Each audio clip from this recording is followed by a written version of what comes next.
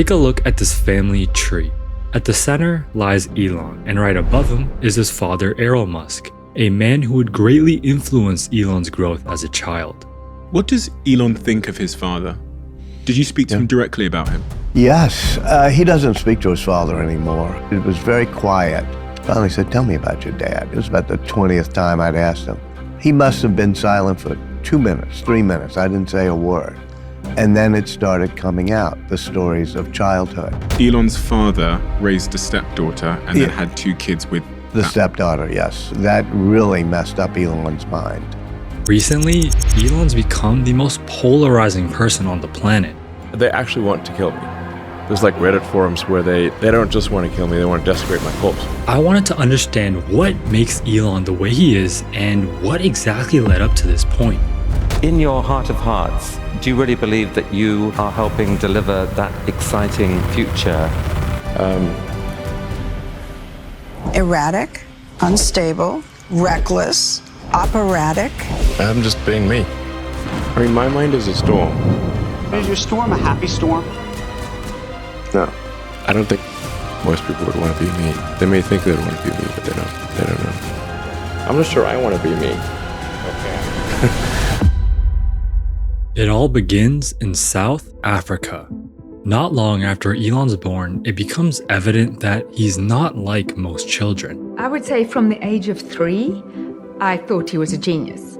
He would reason with me, and his reasoning was sensible. He always was very curious, and when he started reading, anything he read, he memorized. While he was never officially diagnosed, it is believed that Elon has Asperger's syndrome, with common symptoms including difficulty with social interactions and an intense obsession over certain subjects. The social cues were not intuitive, so I would just tend to take things very literally as just like the words as spoken that turned out to be wrong. I think when I was, 5 or 6 or something, I thought I was insane.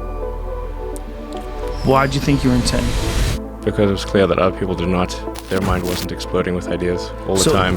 There's just a rage of forces in my mind constantly. It was like, I'm strange. That was my conclusion. I'm strange. I hope they wouldn't find out because they might like put me away or something. You thought that?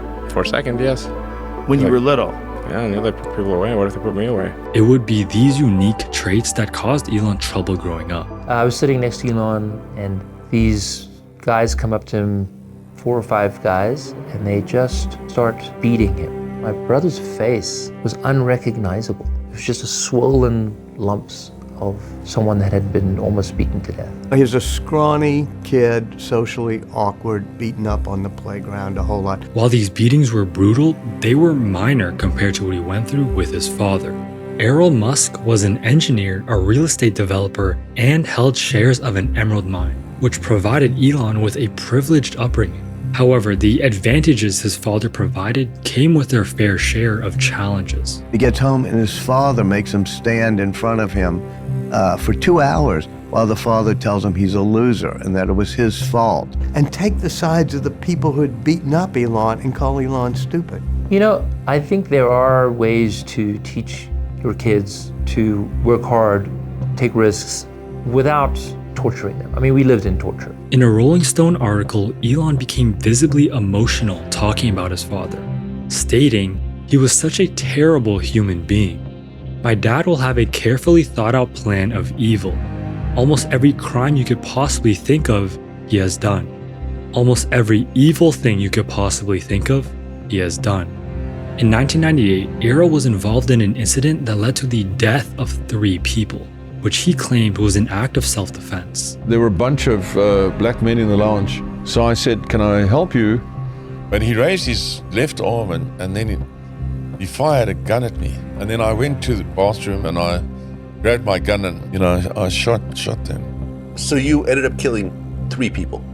Well, yeah, I'm not proud of it. I mean, I didn't intend to. They tried to kill me, so.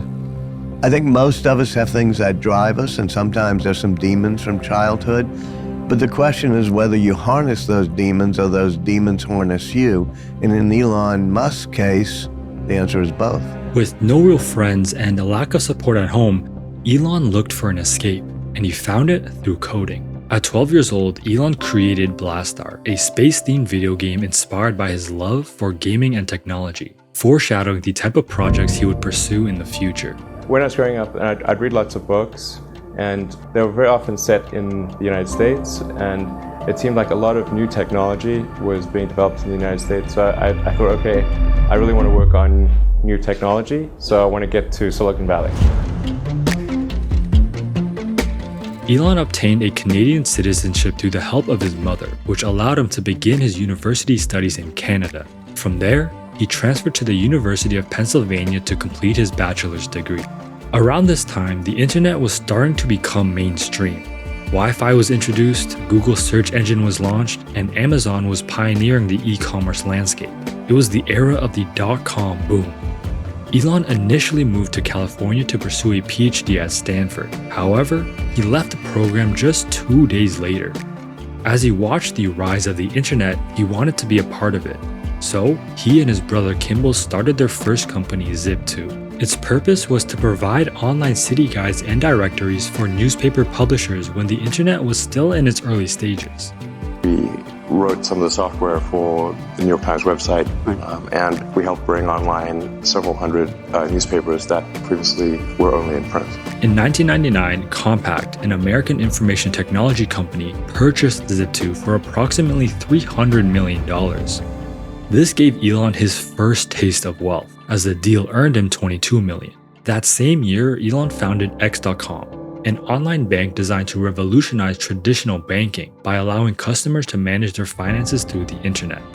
So this is an ATM. What we're going to do is transform the traditional banking industry. I think X.com could absolutely be a multi-billion-dollar bonanza. Confinity, another software company, merged with X.com to create PayPal. And in 2002, eBay acquired PayPal, leaving Elon with $175 million. Although X.com no longer existed, he would keep that name in the back of his mind. All clear? My values may have changed, but I'm not consciously aware of my values having changed. My fear is that we become spoiled brats. That we lose a sense of appreciation and perspective.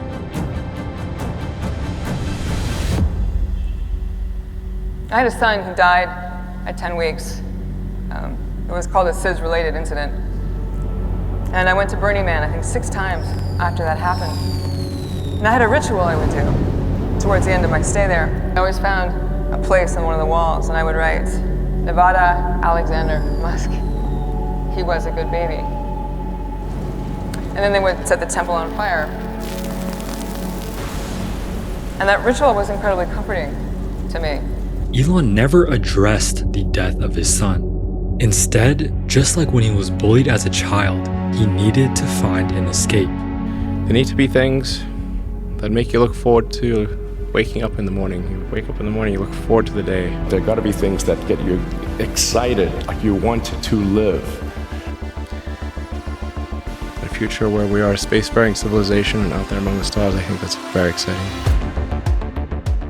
Elon becomes the founder of SpaceX, with the sole mission to bring life to Mars. We're in this vast darkness of space, and there's this little candle of consciousness, and we don't want that small candle in a vast darkness to be put out. For the first time in the 4.5 billion year history of Earth, it is possible to extend consciousness beyond our home planet. We should basically think of this like taking out insurance for life itself. Like life insurance for life. To accomplish this goal, he sets out to solve the challenge of developing a reusable rocket. Meanwhile, he also begins investing in an electric vehicle company by the name of Tesla. There really needs to be a new car company that comes in and shows that it can be done. And that if you made such a car, that people would buy it. In 2008, the rocket company is not going well. The car company is hemorrhaging money. You know, each month that passes is literally costs us tens of millions of dollars. I mean, we need to appreciate that. And the American economy has tanked in the worst recession since the Great Depression. Right. We are in the midst of a serious financial crisis, and the federal government is responding with decisive action. And I'm getting divorced, by the way. To add to that, in 2008, We had the third failure of SpaceX, and if the fourth launch had failed, SpaceX would be dead. In addition to facing bankruptcy, legal battles arose between Elon and the original founders of Tesla. This is one of the things that I found kind of fascinating about him, is that he's actually accomplished some amazing things in his own right. He's totally amazing. Yeah, SpaceX is amazing, and he's done some interesting things with Tesla for sure.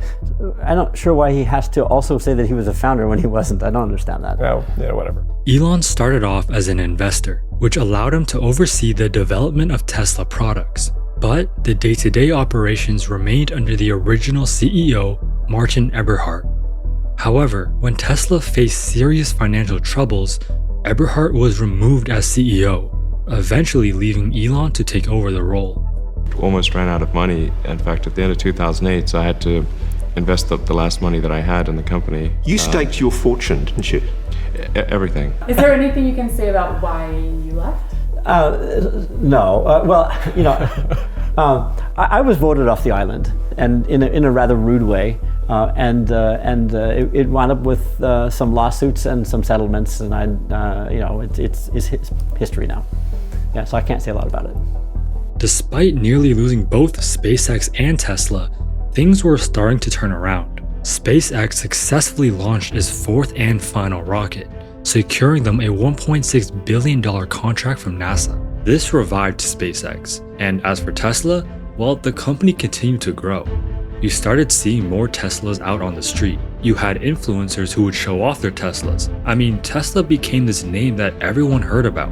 But Elon didn't stop here, as he got involved in a bunch of other companies, like Neuralink, which aims to develop brain implants that allow people to control devices using their brains.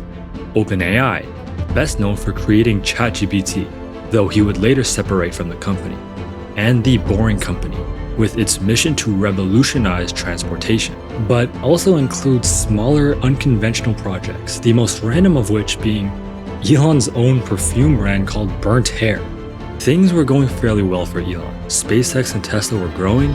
He had just become one of the wealthiest people in the world. People have called you the real Tony Stark. Everything seems to be going so well. And then 2022 happens. On April 14th, 2002, Elon makes a tweet saying he's made an offer to buy Twitter. So, Elon, a few hours ago, you made an offer to buy Twitter. Why?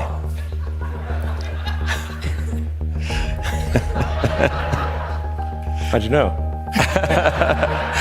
He's addicted to drama. He's addicted to risk.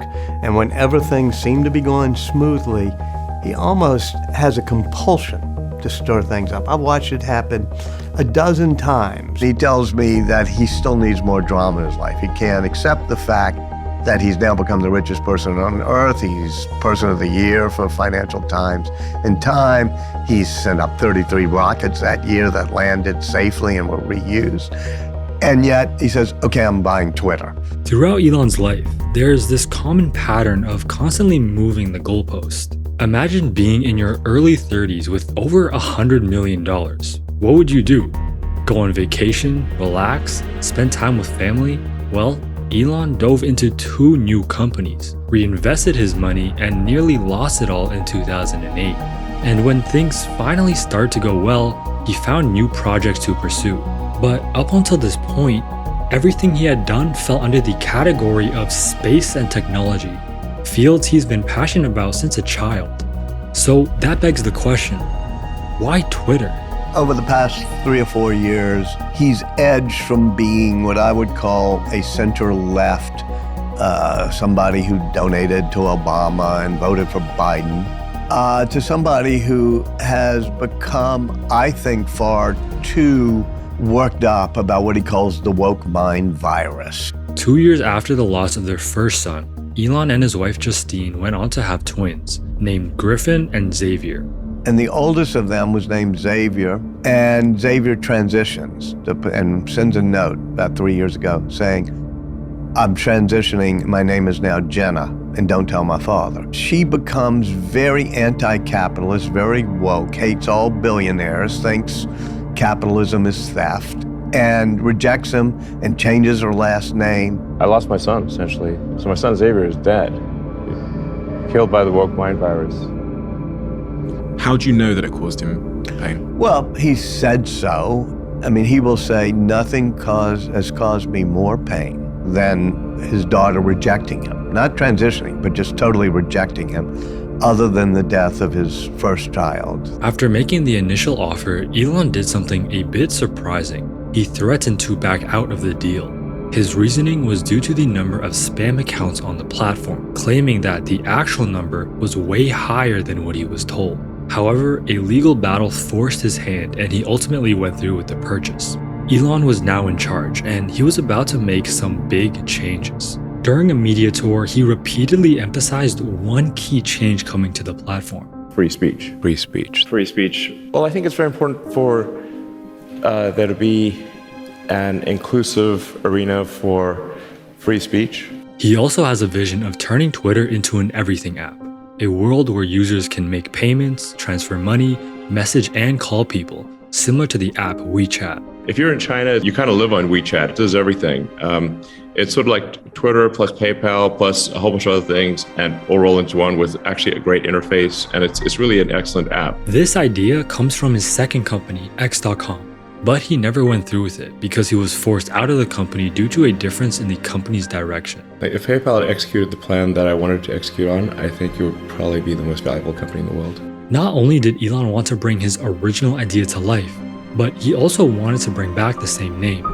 Twitter, it's called X now. And for the employees, well, Elon was looking to cut costs and improve efficiency. Newly minted Twitter owner Elon Musk is taking a hatchet to Twitter's workforce. The company will see mass layoffs on Friday. If I acquire Twitter and something goes wrong, it's my fault, 100%. I think there will be quite a few arrows. It will be miserable, but you still want to do it. Why? I mean, I hope it's not too miserable. This playbook of extreme urgency and bias towards action would show itself again in a few years. I think we're about 20% of the original size. So 80% left? Yes. Within a few months of ownership, more than half the employees were let go. And by doing so, it brought upon a new challenge. Don't advertise. You don't want them to advertise? No. What do you mean? If somebody's going to try to blackmail me with advertising, blackmail me with money, go f yourself. But go yourself. Is that clear? With massive layoffs came a drastic reduction in content moderation. This led to an increase in hateful content, something advertisers wanted no part of. Big brands like Apple, Coca-Cola, Volkswagen, and many more all paused their ads over concerns about hate speech. Given that Twitter's primary revenue source is advertising, well, its revenue started to plummet. There's some people who said, look, owning X to begin with has just created problems, that you've created so many amazing things that are changing our world. Is there any part of you, though, that just says, you know what? I just shouldn't have done this, or maybe I should sell it or give it away or do something else? Let the chips fall where they may. Let the chips fall where they may. Demon mode is something that happened to his father as well. And his father says, it happens to me, meaning the father, and I can't help it. It just happens. It's almost like Dr. Jekyll and Mr. Hyde. And he gets into a trance, and he can just be tough in a cold way. He never gets really angry, never gets that physical, but coldly brutal to people. And he almost doesn't remember afterwards what he's done. Sometimes I'll say, why did you say that to that person? And he'll look at me blankly as if he didn't quite remember what happened while he was in demon mode. I mean, my mind is a storm. Is your storm a happy storm? No. I don't think most people would want to be me. They may think they would want to be me, but they don't know. He doesn't really have an empathy gene. And that means what? Social awareness would be one, but the other one is empathy around, let's say work, like empathy around, you have a life, you have a marriage. How is that relevant? Like, it's just, we have work to do. Elon Musk Doge. Perhaps you've heard of it. In November of 2024, Elon was nominated to lead the Department of Government Efficiency, with the goal to cut unnecessary government spending and improve efficiency. While this is an ongoing process, so far, Elon has followed his Twitter playbook, prioritizing speed and action. We will make mistakes, but we'll act quickly to correct any mistakes. In January of 2025, federal employees received an email titled Fork in the Road, outlining workforce changes, including a return to office mandate and higher performance standards. This essentially gave employees the option to get on board or resign. 1 month later, another message was sent out to federal workers, asking them to report what they've been working on, and that failure to respond would be considered a resignation. There's a general consensus that people want to cut waste and improve efficiency. The question becomes, is Elon doing it the right way? Someone vandalized a Tesla dealership in Encinitas overnight. Tonight, authorities investigating what they're calling a targeted attack on a Tesla repair center in Las Vegas. He's doing something that's been so needed for so long. He's just simply saying, look at what I found here. Look at what I found here. Look at the waste. Stop the billionaire coup. Elon Musk is literally raiding our government and destroying our country. He's a hero. He's a friggin' hero. The billionaire shouldn't be able to tell all the rest of us what to do. The way everything has unfolded, you'd wonder if he has any regrets. But perhaps there's a part of Elon that seeks chaos, because it's what he's always known. You giving up your other stuff? I mean, how are you running your other businesses? With great difficulty. They actually want to kill me. There's like Reddit forums where they don't just want to kill me, they want to desecrate my corpse, you know. Type of thing, you know. He's addicted to drama, he's addicted to risk. And whenever things seem to be going smoothly, he almost has a compulsion to stir things up. I know I sometimes say or post strange things, but that's just how my brain works. To anyone I've offended, I just want to say, I reinvented electric cars and I'm sending people to Mars in a rocket ship. Did you think I was also going to be a chill, normal dude? Are you sincerely trying to save the world? You're trying to do good things and you're a billionaire. I mean, yeah, that seems a little bit like either superhero or supervillain. You have to choose one. I'd love to hear your thoughts in the comments down below. Thank you for watching, and YouTube thinks you'll enjoy this video right here, so go check it out.